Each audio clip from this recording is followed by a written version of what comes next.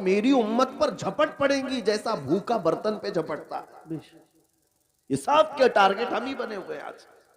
अखलाक तुम्हारे अंदर से निकालने के लिए क्या क्या किया जा रहा है जानते? ये इंटरनेट इस तरह से आसान करके तुम्हारे हाथों में दिया गया और नौजवान को आजादी के नाम पर खुला छोड़ दिया गया। नौजवान लड़का हो कि लड़की हो, इसे खबर भी नहीं है कि तुम्हारे हाथ में एटम बम की तरह से एक हथियार आया है। ये हो सकता है दुनिया को न तबाह करे, लेकिन तुम्हारा ईमान और अखलाक मुकम्मल तबाह कर रहा है।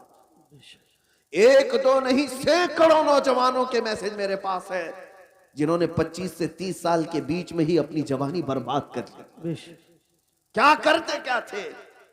इस मोबाइल की दुनिया में दाखिल होकर उन्हें ऐसा लगता है अब कोई नहीं देख रहा है, पोर्नोग्राफी करते रहो, बेहयाई की फिल्में देखते रहो, नंगी तस्वीरें देखते रहो। मेरे अजीजों, मैंने एक डेटा निकाला था लॉकडाउन के मौके पर। उसमें जो इंटरनेट में सर्च करने का जो डेटा आता है कि किस चीज को कितनी बार सर्च किया गया है, तो पता है आपको, हैरत होगी, एक रिपोर्ट आई है इस लॉकडाउन के बीच में 95% अगर नेट में कोई चीज सर्च हुई है तो पोर्नोग्राफी, गंदी तस्वीरें और नंगी तस्वीरें देखने के लिए सबसे ज्यादा सर्च किया गया है। ये क्या हो रहा है? आपको अंदाजा भी है कि दुनिया तुम्हें तबाही के किस दहाने पर ले जाना चाह रही है।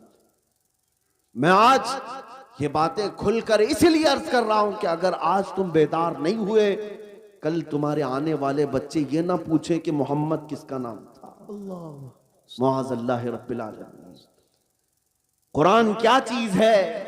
क्योंकि मैंने ये जिद्दा में, अरब में, सऊदी अरब में एक शेख को कहते हुए सुना, अरबों ने अपने बच्चे ऑस्ट्रेलिया में, अमेरिका में पढ़ने के लिए बचपन में ही डाल दिए थे, और जब बच्चे वो जवान होकर के आए तो अपने बाप से इस बात पर लड़ने लगे कि अल्लाह एक ही क्यों है। ये कहां की बात कर रहा है? अरब की बात कर रहा हूं। आज यहाँ के भी हालात कोई दिगर नहीं है। तुमने भी बच्चे पैदा होते बोलते ही दूसरों की झोली में डाल दिया। तुम ये चाहते हो कि मेरा बच्चा फर फर अंग्रेजी बोलने लगे तो बहुत बड़े कमाल का बच्चा है, बहुत पहुंचा हुआ बच्चा है। तुम्हें पता ही नहीं कि दुनिया अपने कदमों में गुलाम बनाने के लिए सारे हथियार लाकर रख चुकी है, लेकिन फिर भी मैं अपनी इस किश्ते वीरान से मायूस नहीं। इस दुनिया ने जो करना था सब कर लिया है। आपको पता है हर स्कूल में, एजुकेशन में सिलेबस बदल करके क्या क्या चीजें जहर के तौर पर डाली जा रही हैं, क्या क्या चीजें डाली जा रही हैं। मुसलमान बच्चों के ईमान कब के तबाह हो जाए। एक स्कूल के एक किताब मेरे पास लाई गई थी, काफी साल हो गए, जिसमें चौथी या पांचवी की या तीसरी की, उसमें इंग्लिश में एक पोएम थी जिसका मतलब ये होता था कि खुदा कभी कभार उतरता है, इंग्लिश में गॉड उतरता है और बीच पर नाचने वालियों को गौर से देखता है, कभी वाइन पीता है, नाउज़ बिल्लाहि मिन ज़ालिक। ये बचपन के उन दिमागों में अगर ये चीज जाए, मैं किताब तलाश करता रहा, मुझे नहीं मिली। किसी साहब ने कहा था कि कोई टीचर ये पढ़ा रही थी स्कूल में। अगर यही सारे मामलात रहे तो मेरे आका की वो हदीस भी सादिक आती, कुल्लु मौलूदिन यूलदु अलल फितरा व अबवाहु युहव्विदानिही औ युमज्जिसानिही औ युनस्सिरानिही। हर पैदा होने वाला बच्चा इस्लाम की फितरत में पैदा होता है, लेकिन उसके माँ बाप उसे यहूदी बना देते हैं, ईसाई बना देते हैं, या आग का पुजारी बना देते हैं। आज यही तो हालात है। तुम्हारे घर का बच्चा तो ईमान पर पैदा हुआ था, लेकिन तुमने किसी और की गोद में डालकर कब के उसे काफिर बना दिया। और नबी पाक सल्लल्लाहु ताला अलैहि वसल्लम ने यह भी फरमाया, क़यामत के करीब एक जमाना ऐसा आएगा तुम पर, सुबह तुम मोमिन रहोगे, शाम में काफिर हो जाओगे। रात को मोमिन सोओगे, सुबह काफिर उठोगे। मैं सोचता था ऐसा कैसे हो सकता है। मेरे अजीजों, दुनिया ने इतने हथियार भी तुम्हारे पास रख दिए हैं, तुम्हें खबर भी नहीं होती।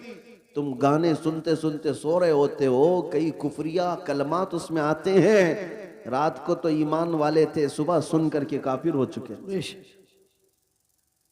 ये दुनिया जिसको तुम देख रहे हो, आला हजरत ने क्या खूब कहा, शहद दिखाए जहर पिलाए, कातिल डाइन शोहर कुश, इस मुर्दार पे क्या ललचाए, दुनिया देखी भाली है।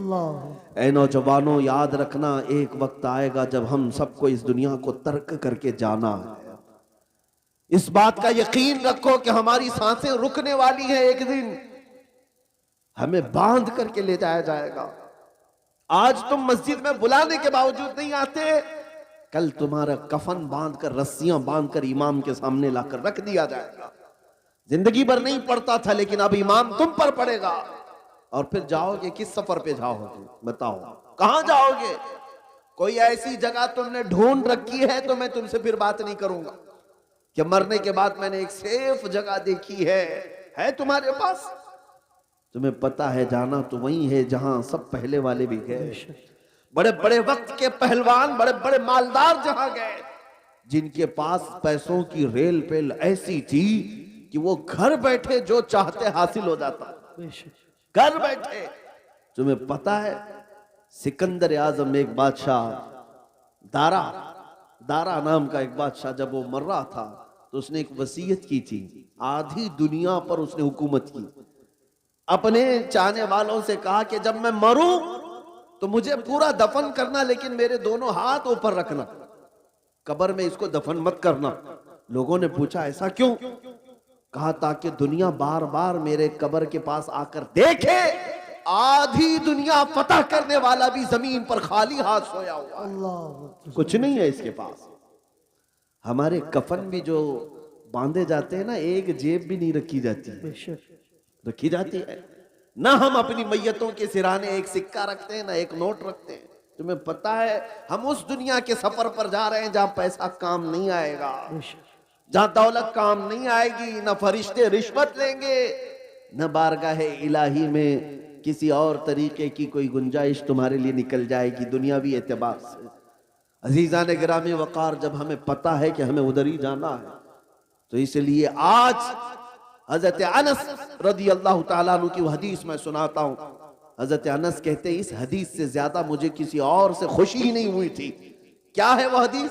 नबी पाक सल्लल्लाहु ताला अलैहि वसल्लम ने इरशाद फरमाया, अल मर्उ मअ मन अहब, इंसान क़यामत के दिन उसी के साथ होगा जिससे दुनिया में मोहब्बत करता था। बेशक बेशक। हजरत अनस से पूछा गया इस हदीस से आपको इतनी खुशी क्यों है? हजरत अनस कहते हैं इसलिए कि मैं रसूलुल्लाह से मोहब्बत, सुभान अल्लाह, इसलिए कि मैं अबू बकर व उमर से मोहब्बत करता हूं, मेरा यकीन है कल क़यामत के दिन इन्हीं के साथ रहूं। नारे तकबीर, आज नारे रिसालत। आज है नौजवानों, अगर तुम किसी और के फैन हो, किसी और के पैरोकार हो, किसी और के मुत्तबे हो, तो तुम्हारे लिए तुम्हारी जिंदगी मुबारक। तुम जिसके पीछे चलना चाहो, एक बात याद रखना, क़यामत के दिन उसी के साथ उठाए जाओगे, उसी के साथ उठाए जाओगे, और जहां तुम्हारा वो आका जा रहा होगा वहीं तुम्हें भी ले जाएगा। लेकिन अल्हम्दुलिल्लाह मुझे इस बात पर फख्र है। मैं अक्सर नौजवानों से कहता हूं कि एक काम करते हैं, तुम बार बार हमारे समझाने से आते नहीं, कभी तुम अखलाक रसूल को हल्के में ले लेते हो, सुन्नतों को हल्के में ले लेते हो, इस्लामी जिंदगी को ऐब समझने लग जाते हो। उन नौजवानों से मैं कहता हूं चलो ठीक है, मैं और तुम मिलकर एक काम करते हैं, मैं और तुम मिलकर एक काम करते हैं। तुम जिस फिल्मी एक्टर को या किसी हीरो को बहुत ज्यादा पसंद करते हो, उसे एक चिट्ठी लिख देना, उसे एक लेटर लिख देना कि मेरी जिंदगी खत्म हो जाएगी, मैं मर जाऊंगा, मुझे मेरे लोग कब्र में ले जाकर दफन करेंगे, तो आप जरा मुनकर नकीर से बचाने के लिए मेरे पास आ जाना। लिखोगे? उससे लिख करके जाना और कहना सुबह शाम मैं तुम्हारी तरह से पहनता था, चलता था, खाता था, सब मैं तुम्हारी नकल करता था, जिंदगी भर मैं तुम्हारा फैन था, अब जा रहा हूं तो मदद के लिए कब्र में आ जाना। एक नौजवान से मैंने कहा तो हंसने लगा, कहा कि हज़रत ऐसी बात, क्या वो आ सकेंगे हमारी कब्र में? कहा तुझे नहीं मालूम, जब तुझे इतना मालूम है कि वो ना आएगा ना मदद करेगा, लेकिन मैं अपनी बात जरूर कहूंगा। तुझे मैंने चिट्ठी लिखने के लिए उसको कहा, मैं अपने नबी पाक को लिख कर जाता हूं, सुभान या रसूल अल्लाह, मैं आपकी हर अदा पर अमल करने की कोशिश करता था, आपकी तरह खाने की कोशिश करता रहा, सुन्नतों पर अमल की कोशिश करता रहा। अब मैं जब दुनिया से जा रहा हूं तो ए रसूल मुख्तार सल्लल्लाहु ताला अलैहि वसल्लम आप तशरीफ ले आना। ऐ नौजवानों मुझे बताओ, क्या नबी पाक को अगर कोई दुनिया में ये बोल कर जाए तो अल्लाह के नबी कब्र में आएंगे कि नहीं आएंगे? बेशक। बल्कि हुजूर ताजुश शरिया ने लिख भी दिया। ये तो मैं मिसाल दे रहा था आपको। हुजूर ताजुश शरिया ने लिख भी दिया और अपने नबी से ये कह करके भी गए, या रसूल अल्लाह मैं मरूं तो मेरे आका, ये मलाइका से कहना, आए है मैं मरूं तो मेरे आका, ये मलाइका से कहना, इसे कोई मत जगाना, अभी आंख लग गई। आए है सुबह। नारे तकबीर, नारे रिसालत, मसलके आला हजरत, बस्ती बस्ती करिया करिया, बस्ती बस्ती करिया करिया, बस्ती बस्ती करिया करिया। नारे तकबीर, नारे रिसालत। है नौजवानों, मैं ये बातें सिर्फ इसलिए कह रहा हूं कि तुम्हारी जिंदगी भी हमारी जिंदगी बड़ी शॉर्ट है। आप खुद अपनी पिछली जिंदगी में जाकर देख लो, चंद ही साल गुजरे थे, बचपना था तुम्हारा, तुम बचपने में इधर उधर खेल कूद में गुजार रहे थे और आज जवान हो चुके, पलक झपकते हुए जवान हो गए। और हमने चंद सालों पहले जिनको जवान देखा था आज उनके बाल सफेद हो गए, बाल सफेद और दांत झड़ने लग गए। इतनी तेजी से ये वक्त गुजर रहा है तुम्हें अंदाजा भी नहीं, और तुम हैप्पी न्यू ईयर मनाने में लगे हो। तुम्हारी जिंदगी की एक एक ईंटें, एक एक दीवारें गिरती जा रही हैं, तुम मौत के उतनी करीब होते जा रहे हो। लिहाजा मेरे अजीजों, एक वक्त ऐसा आएगा, एक वक्त ऐसा आएगा तुम चाहोगे हजार कि मैं एक सजदा कर लूं अल्लाह की बारगाह, लेकिन तुम कर नहीं सकोगे। वो सकरात का वक्त होगा, नज़ा का वक्त होगा, तुम्हारा सर पहाड़ की तरह भारी हो चुका होगा, नहीं उठा सकोगे, उठा नहीं सकोगे। लेकिन उस दिन शिद्दत से तुम ख्वाहिश कर रहे होगे, ए अल्लाह सर उठाने की ताकत दे दे, एक बार मैं तुझे सजदा कर लूं। न सजदा करने की ताकत आएगी, न तुम्हारी जुबान हिल पाएगी कि अल्लाह का जिक्र करूं या तौबा कर लूं। आज तुम्हें अंदाजा नहीं, अल्लाह ने सर सलामत रखा है, झुकाते नहीं उसकी बारगाह में, जुबान सलामत रखा है, जिक्र करते नहीं उसका। गाने तो न जाने कितने बच्चों को याद हो गए, मेरे मुस्तफा की चंद हदीसें क्यों नहीं याद? कितने लोगों को फिल्मों के डायलॉग याद हो गए, कुरान की चंद आयतें क्यों नहीं याद हुई? ऐ मेरे अजीजों, आज ये मुआशरे को बदलने की जरूरत है। हम नबी पाक सल्लल्लाहु ताला अलैहि वसल्लम की अमानत है, नबी पाक की वफादारी में ही जिएंगे इंशाअल्लाह। आज देख नहीं रहे आप हालात किस कदर खराब हैं, दुश्मन क्या क्या मंसूबे बना रहा है।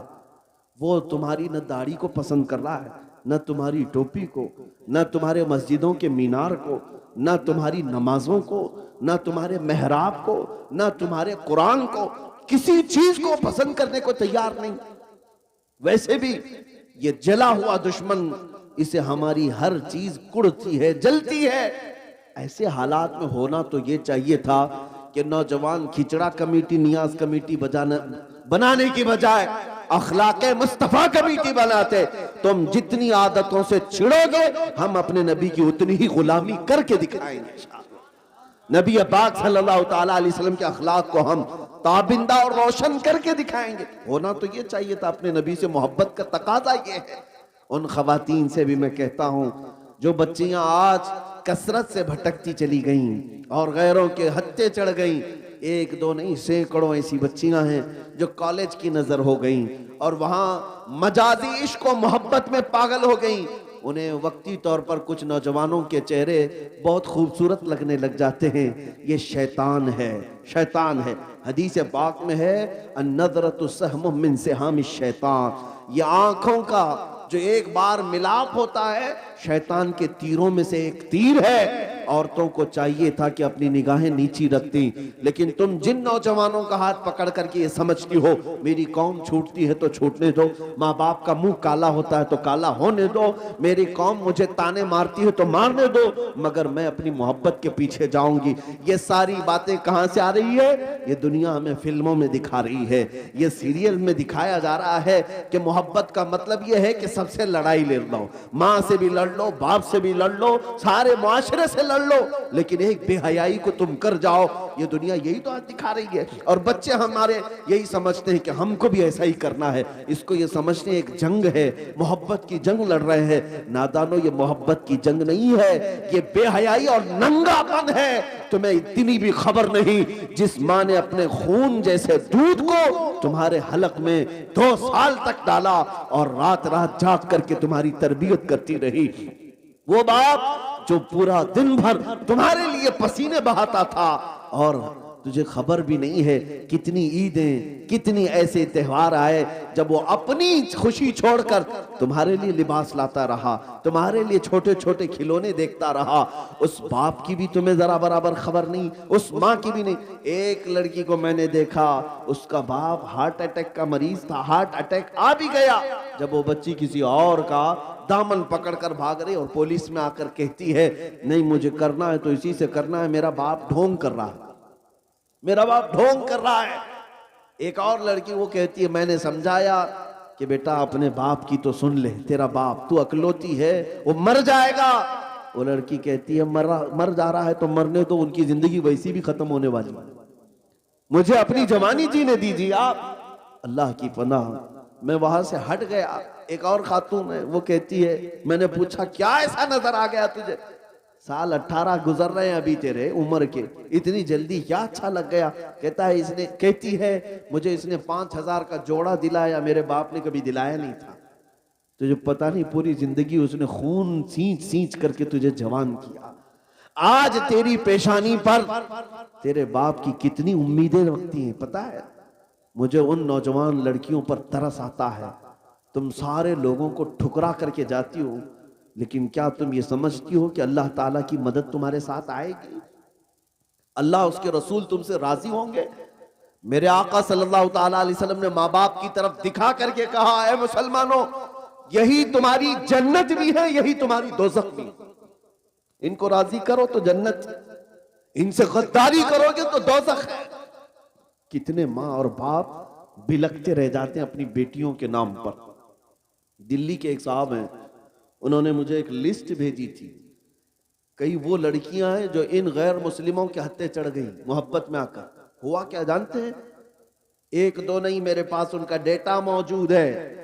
ये गई अपने घरों से बगावत करके, लेकिन उस जालिम नौजवान ने चंद रात उसके साथ गुजार कर उसे बाहर की ताकतों के हवाले कर दिया, बेच दिया। वो आज दुबई में है, जिस्म फरोशी कर रही, जिस्म फरोशी कर रहे, वो छूट भी नहीं सकती। उन लड़कियों ने जो अपने अहवाल भेजे हैं, खून के आंसू निकलते हैं। वो रो रही हैं और कहती है अब हमारे पास कोई ठिकाना ही नहीं, उसने भी हमें ठुकरा दिया और हम तो अपने माँ बाप को वैसे ही छोड़ करके आए थे, जाएं तो कहां जाएं। एक दो घर वालों को हमारे कुछ नौजवानों ने समझाया बुझाया था कि बेटी है तुम्हारी, ले लो उसको, उस जालिम ने छोड़ दिया। लेकिन मेरे अजीजों, इन बच्चियों को आखिर कौन समझाए। इन्हें ऐसा लगता है कि बस सारी जिंदगी रात की लज्जत है। जानवर मत बनो, पूरी जिंदगी इस हवस के लिए, शहवत के लिए ना जियो। सितारों से आगे जहां और भी है। तुम्हें क्या खबर है कि किसी का बिस्तर गर्म कर लेना, इसको मोहब्बत कहते हैं, इसको इश्क कहते हैं। ये बेहयाई को किसने इश्क का नाम दे दिया, इस अखलाक सोज हरकत को किसने मोहब्बत का नाम दे दिया। एक नौजवान मुंह लटकाए हुए आया था, कह रहा था महबूबा छूट गई, 4 साल से उसके साथ था, छूट गई, अब दूसरे के साथ चली गई। कुछ वजीफा दे दे, दिल बेकरार है। अब क्या करेगा पागल मजनू, शेर व शायरी करते घूमता है। मैंने यही कहा था बेटा, एक ही दिल था, देना था तो ऐसी लैला को क्यों दिया जो रोज शोहर बदलती है। देना था इस दिल को तो दरबारे मुस्तफा में दिया होता, उस नबी पाक के कदमों में रखा होता। और मेरे मुस्तफा करीम की आदत करीमा है, एक बार किसी ने अगर अपना हाथ उनके हाथ में दे दिया तो मौत तक वो तुम्हें तन्हा नहीं छोड़ते, मौत तक तन्हा नहीं छोड़ते। जिंदगी तो जिंदगी है। कब्र में जब तुम पहुंचोगे, मुनकर नकीर बाद में आएंगे, ताजदार मदीना पहले तशरीफ लाते हैं। हश्र में भी वो तन्हा नहीं छोड़ेंगे। जहां तुम प्यास की शिद्दत से बिलबिला रहे हो, मेरे मुस्तफा हौजे कौसर का जाम भरकर तुम्हें पिला रहे होंगे। जो नबी पाक सल्लल्लाहु ताला अलैहि वसल्लम हमारी दस्तगीरी और हमारी मदद के लिए हमा वक्त हैं, उस नबी के फिदाई बनो, दुनियावी मजाजी इश्क और मोहब्बत के पैरोकार बनकर अपनी जिंदगियों को तबाह बर्बाद मत करो। इकबाल की इस बात पर मैं अपनी गुफ्तगू को समेटता हूँ कि मोहम्मद से वफा तूने तो हम तेरे हैं, ये जहां चीज है क्या लौहो कलम तेरे हैं। कौन कहता है कि उनके पीछे चलने से इज्जत नहीं होती? मेरे अजीजों, मुझ जैसे एक हकीर आदमी को देखो, आज जो दुनिया हमारे ऊपर टूट पड़ती है या आप हमें छूने के लिए देखने के लिए आते हैं तो इसलिए नहीं आते कि हम कोई बड़े जमींदार हैं या कोई नेताजी हैं या कोई बड़ी पार्टी के कार्यकर्ता हैं, नहीं। सबको पता है सिर्फ और सिर्फ ये इज्जत इसीलिए है कि ये नबी पाक की गुलामी में जी रहा है। ये नाज ये अंदाज हमारे नहीं होते, झोली में अगर टुकड़े तुम्हारे नहीं होते, जब तक के मदीने से इशारे नहीं होते, रोशन मेरी किस्मत के सितारे नहीं होते। ऐ नौजवानों, तुम सब के लिए मेरा पैगाम एक ही है, बिक जाइए बेदाम ही बाजार नबी में, बेदाम ही बिक जाइए बाजार नबी में, इस शान के सौदे में खसारे